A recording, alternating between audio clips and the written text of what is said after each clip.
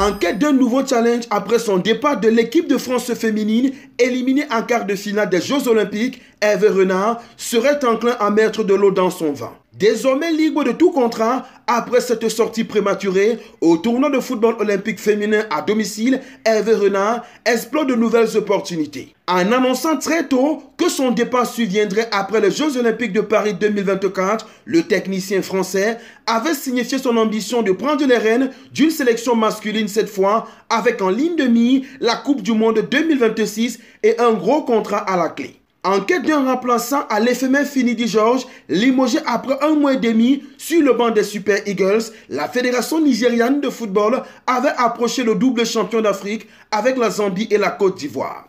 Les vice-champions d'Afrique en titre auraient proposé un salaire de 2 millions d'euros annuels avant de se rabattre sur l'ex-sélectionneur du Mali, Eric Chelle, qui était annoncé tout proche il y a seulement quelques jours. En fait, la Fédération nigériane de football aurait été refroidie par les exigences du coach français. Selon des médias nigérians qui citent une source au sein de la Fédération nigériane de football, les représentants du concerné exigeaient une rémunération de 180 000 $ mensuels, soit 2 160 000 $ par an. Environ 1 966 000 € alors qu'il touchait 4 fois moins en tant que sélectionneur de l'équipe de France féminine de football.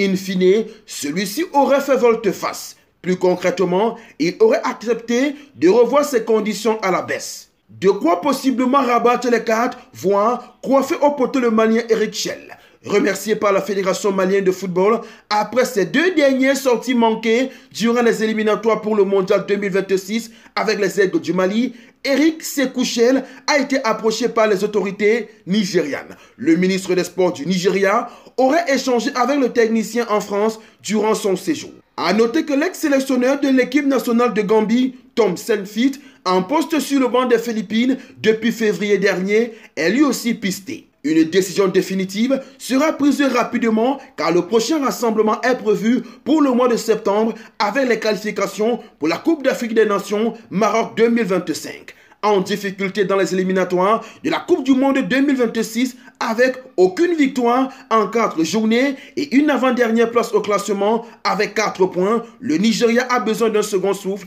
pour retrouver le chemin du succès. On n'oublie pas la devise, likez, commentez, partagez et abonnez-vous pour les nouveaux.